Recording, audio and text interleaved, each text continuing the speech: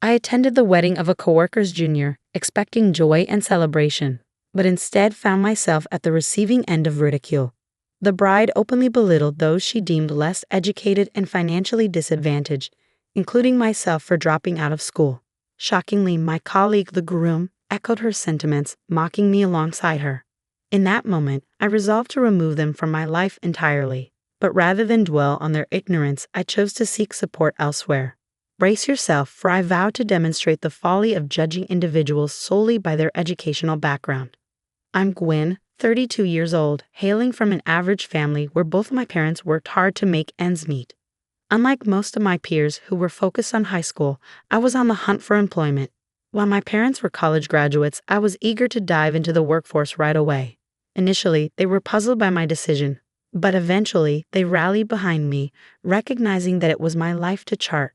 My journey began as a factory laborer in my hometown before transitioning to the role of a site supervisor for a painting contractor. Now, for the past 7 years, I've been proud to be a part of a publicly traded major machinery manufacturer. As a service department manager, my days are often filled with visits to clients for machinery installation, repairs, and maintenance.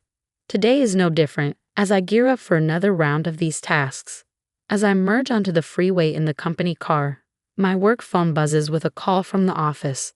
Instantly, my heart sinks a notch. Not another one, I think to myself. Pulling over, I promptly return the call, only to be greeted by yet another client complaint. I'll head over right away, I assure them, despite the inconvenience it poses to my schedule. With an apologetic tone, I bow my head, though the person on the other end can't see my gesture. Now, I must reshuffle my plans to address this issue first. It seems like it's going to be a particularly taxing day. Returning to the branch office after 7:00 p.m., I find Theodore from my service department already present, engaged in a lively conversation with a colleague from sales. I'm back. Nice of you to notice, I remark as Theodore quickly acknowledges my presence before retreating to his desk to resume work. Each branch office, spread across various regions, operates with a small team under the supervision of an area manager. In this particular branch, it's just Theodore, who happens to be 2 years my junior, and myself in a service department. Hey Theodore, can I have a moment of your time? I inquire, sensing a hint of irritation in his response. What's up? He responds curtly. I received a complaint from one of your clients this morning. Normally, I would handle it myself, but we're both scheduled to visit them tomorrow to offer our apologies. Why was the issue left unresolved for 2 days? Both days were booked for me. The CEO over there is always micromanaging. Maybe they should reconsider how they treat their employees. Theodore retorts, sticking to his pattern of offering excuses and pointing fingers at the client. Feeling compelled to address the situation, I inform Theodore. I'll be reporting this to the area manager. I had to intervene to resolve a client's issue, and it needs to be documented. Unfazed by the consequences, Theodore scoffs. So you're snitching on me again just because you're envious of my education. You tend to exaggerate things in your reports. His lack of remorse is evident as he attempts to deflect blame onto me, insinuating that my college dropout status fuels my supposed jealousy. It's disheartening to witness this transformation in Theodore, who used to be a respectful, humble colleague. However, ever since learning about my academic background, his demeanor has shifted drastically. While I wouldn't mind if he simply fulfilled his job duties, the influx of complaints from his clients has become a persistent headache. The following day, we both make our way to the client to extend our apologies. Upon our arrival, we're met with a barrage of confrontational words from the president of the client company. While his aggression is typical in industrial settings, I'm accustomed to handling such situations.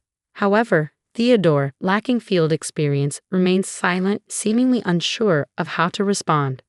After diffusing the tension with the client and discussing plans for future improvements, Theodore finally offers a subdued apology. I expect him to be disheartened on our journey back, but to my surprise, he exhibits no signs of remorse. Instead, he poses a question that catches me off guard. Why are field workers so uncivilized? In a stark display of his unchanged attitude, Theodore resumes his critique of the client, showing no willingness to reflect on his own actions. That CEO practically flaunts his lack of education with the way he communicates. It was rather cringe-worthy to witness. Who managed to infuriate a client to that extent? Perhaps it's time for some self-reflection on your part, I express, hoping to provoke some introspection. But my words seem to fall upon deaf ears as Theodore brushes off my concerns, retorting, "You're just out of touch because you've spent too long in those environments." Even in the face of his dismissive attitude, I persist. Even so, if you're going to pursue a career in this field, you need to learn to navigate such situations. With a mocking laugh, Theodore responds, "What are you on about? I only took this job to acquire some mechanical knowledge. I have no intentions of sticking around."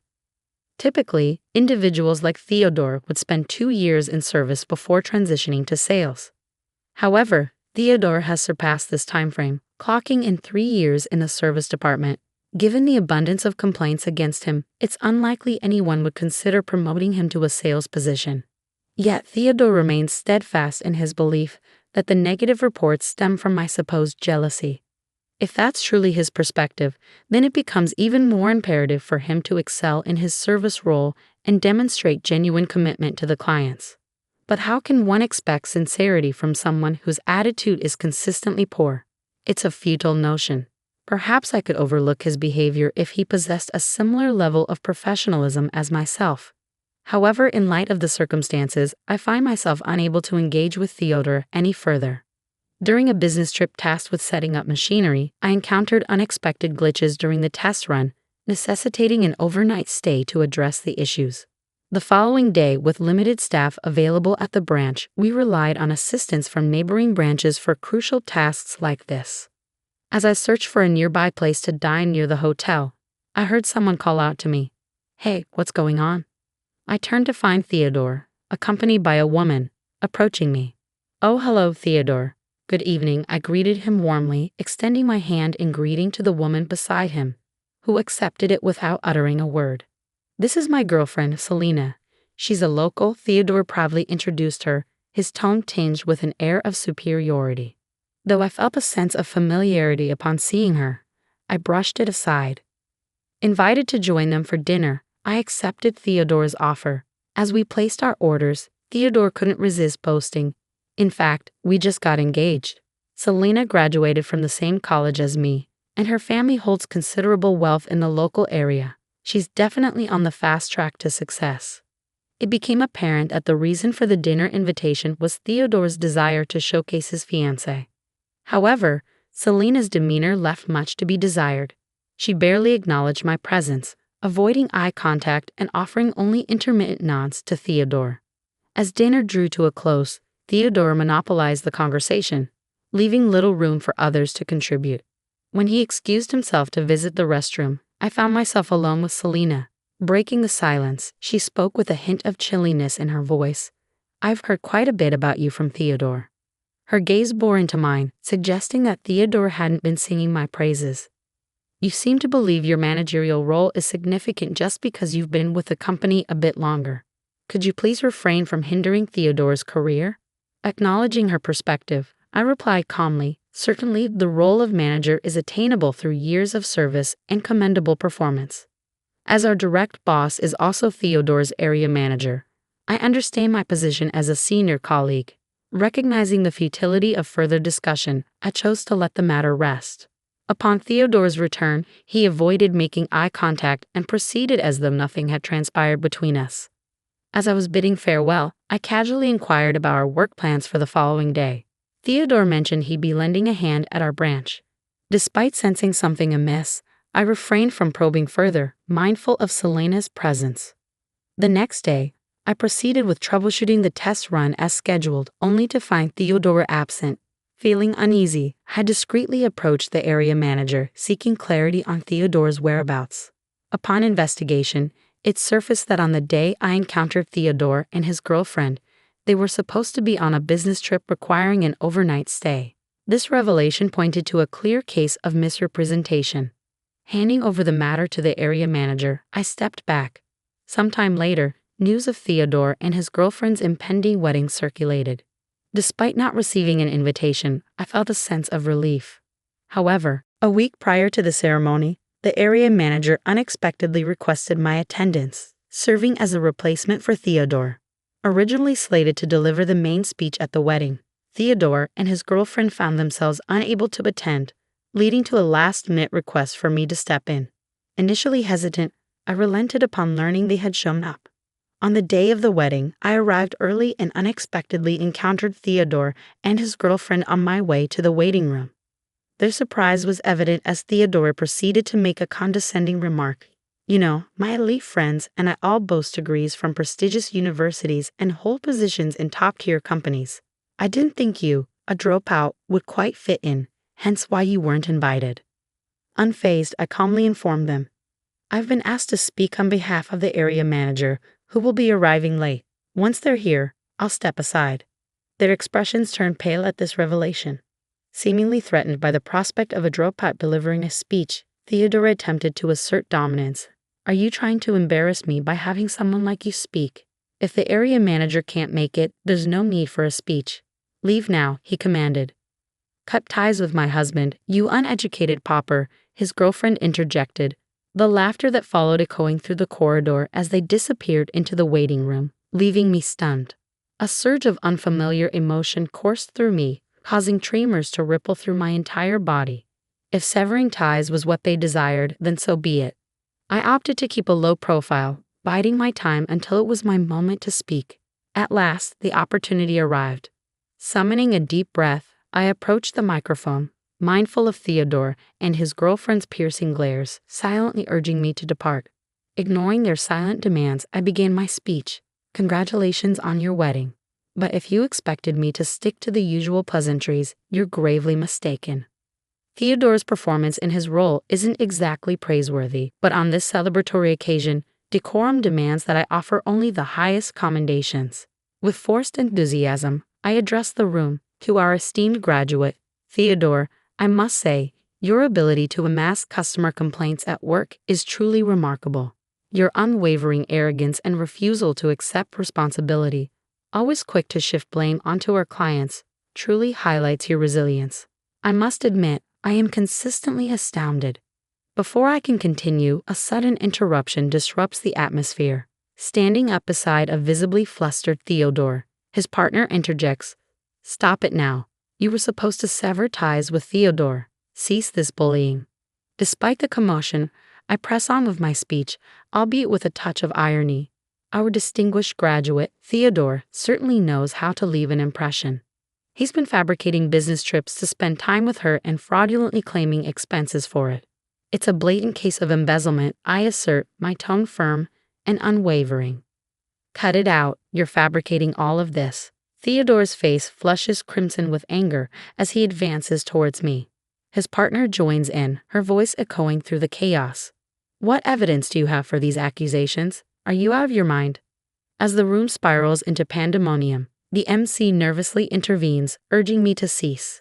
In that moment, just as I ponder whether this is the end of the ordeal, the door bursts open with a resounding bang. The sudden silence that follows is broken only by the entrance of the area manager and the president of the client company. The bride's complexion drains of color as she observes the president making a beeline for the bride and groom's table. So your claim of wanting to leave your job to marry me was all a fabrication, I state, the disappointment evident in my voice. As it turns out, she had been working as a hostess at the club. Her true identity dawns on me as I recall being informed at the club that she was the intended bride. Realizing this, I promptly contacted the area manager to summon the president after discerning her true identity beneath her glamorous facade. I provided you with financial assistance to help you quit your job and settle your debts, and yet you vanish only to plan a marriage with someone else. I continue, addressing her directly in the presence of the composed president. Caught off guard, she is unable to conjure up any excuses in the face of the president's calm demeanor. Even Theodore was unaware of her employment at the hostess club. He strides back to her, his demeanor a mixture of shock and anger. "What's happening here?" he demands. In response, she fires back with venom. "You parade around like you're some elite, but you're nothing but a low-life criminal, worse than even a dropout. That dropout's just envious of me. It's all lies." As the tension escalates, the area manager calmly positions themselves between the two, maintaining a composed stance. "We have concrete evidence of your actions, and we will be reporting them to headquarters. You will be suspended pending further investigation and decision." The area manager announces quietly but firmly. Theodore stands frozen, his complexion drained of color as he comprehends the severity of the situation. The president, addressing her directly, declares, "We will be communicating through legal representatives moving forward." The woman, once defiant, crumbles under the weight of her actions, tears streaming down her cheeks. Recognizing the need to diffuse the tension, the MC sensibly halts the ceremony, instructing the guests to depart. I depart the scene alongside the area manager and the president, the atmosphere heavy with unresolved tension and uncertainty. It's been rumored that Theodore and his partner intended to acquire their marriage certificate post-ceremony, but those plans have been scrapped. Now, both families are embroiled in a bitter dispute, each pointing fingers at the other and squabbling over the wedding expenses. Theodore finds himself dismissed from his position due to misconduct, with efforts underway to ascertain the precise extent of his embezzlement for restitution purposes. However, it's worth noting that the area manager has also faced consequences, receiving a pay cut for perceived shortcomings in supervising their subordinates. Theodore strategically scheduled his business trips to align with crucial machine installations, a plan approved by the area manager. Meanwhile, the woman finds herself entangled in fraud charges stemming from her fraudulent marriage, a legal battle likely to consume her attention for the foreseeable future. Naturally, I've severed all ties with Theodore and have had no contact with him since that tumultuous day. As for myself, I'm resolved to carry on living my life with dignity and resilience, holding my head high amidst the chaos.